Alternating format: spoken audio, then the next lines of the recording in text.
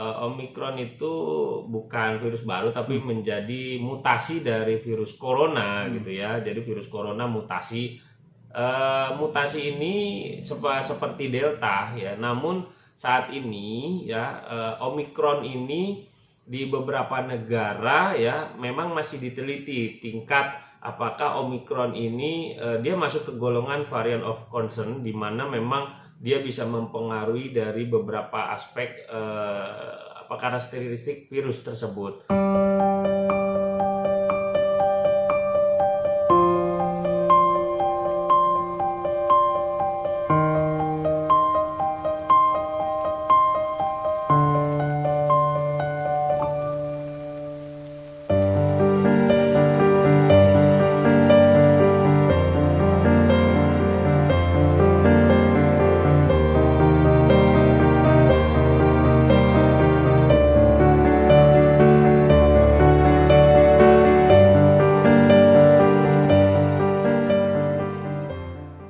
Seluruh pelaku perjalanan luar negeri itu harus melakukan proses karantina. Nah, selain proses karantina, mereka juga harus sudah membawa hasil pemeriksaan PCR negatif, dan saat kedatangan itu dilakukan pemeriksaan ulang yang kita sebut sebagai entry test sebagai awal untuk memasuki karantina.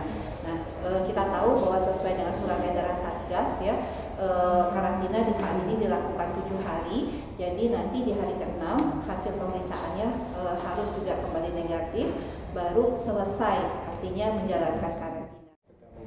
Iya, kita ketahui ya sampai saat ini kan sudah 254 kasus Omikron yang kita deteksi, di mana 15 adalah transmisi lokal, yang lain adalah pelaku perjalanan luar negeri. Nah, sebagian besar 85%-nya itu gejalanya ringan, yaitu hanya batuk, pilek dan demam. Bahkan dari 15 ataupun juga dari 8 yang kita deteksi ini, 2 orang sebenarnya mengalami gejala batuk dan pilek yang ringan.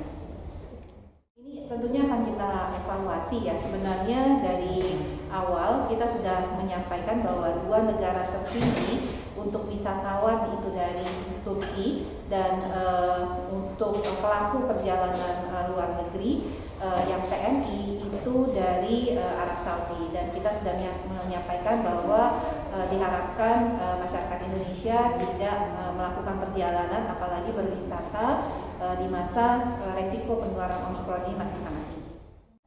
Berbeda kalau karantina itu 7 hari. Untuk di luar negara 14 yang dilarang. Kalau yang 14 negara dilarang itu kan seperti Inggris, Denmark, Norwegia, Afrika Selatan, dan negara-negara sekitar Afrika Selatan itu karantinanya selama 10 hari. Tapi karena mereka sudah positif COVID, dia akan mengikuti tata laksana dari pengobatan COVID. Jadi dia akan 10 hari mengalami isolasi, dan kemudian 3 hari bebas gejala baru dinyatakan selesai isolasi dan dengan hasil pemeriksaan PCR yang negatif. COVID. Harusnya ketika tubuh seseorang terkena COVID, maka daya tahan tubuh akan menghantam atau meng-counter attack ya COVID atau virus COVID itu sendiri. Mempunyai riwayat terkena COVID sebelumnya. Memang ada beberapa hal ya yang kalau kita lihat ya, ini bukan hanya 1 atau 2 kasus ya, banyak juga. Bahkan juga kebalikan, di Indonesia negatif, di luar negeri positif, di luar negeri negatif, di Indonesia positif. Ada beberapa faktor yang bisa menyebabkan itu terjadi. Yang pertama, bisa juga masa inkubasi virus ya, bisa jadi saat pemeriksaan masa inkubasinya itu masih baru. Ketika dilakukan pemeriksaan, ini kan pemeriksaan PCR itu ada beberapa faktor. Yang pertama, cara pengambilan sampel. Yang kedua, pemeriksaannya ya. Yang ketiga ya, apakah yang diambil virusnya itu baru pertama kali atau tidak gitu ya, saat itu sudah inkubasinya masih awal atau belum. Ya, itu akan sangat mempengaruhi. Kemudian proses masa inkubasi juga akan sangat terlihat sekali. Bisa jadi pas saat pemeriksaan yang kedua atau ketiga ya, saat kedatangan di Indonesia sudah muncul masa inkubasinya saat diperiksa ya, virusnya didapatkan ya, kemudian dan lain-lain. Biasanya ketidaksesuaian antara pemeriksaan sebelumnya dan pemeriksaan saat ini akan diulang kembali ya, untuk memastikan pemeriksaan tersebut.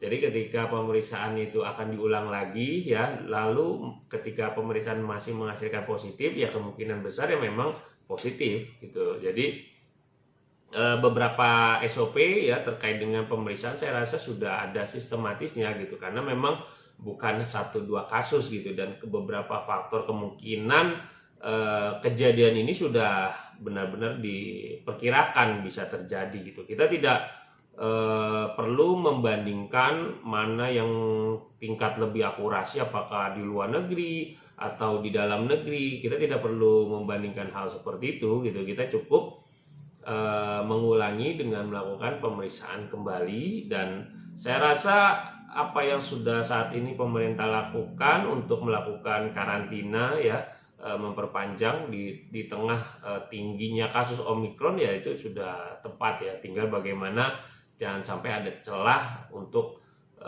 masyarakat atau WNI atau WNA keluar dengan membayar oknum-oknum itu. Lagi bahwa Omikron itu bukan virus baru tapi menjadi mutasi dari virus corona gitu ya. Jadi virus corona mutasi ini seperti Delta ya. Namun saat ini ya Omikron ini di beberapa negara ya memang masih diteliti tingkat apakah Omikron ini dia masuk ke golongan variant of concern, di mana memang dia bisa mempengaruhi dari beberapa aspek karakteristik virus tersebut. Namun di beberapa negara ini berbeda.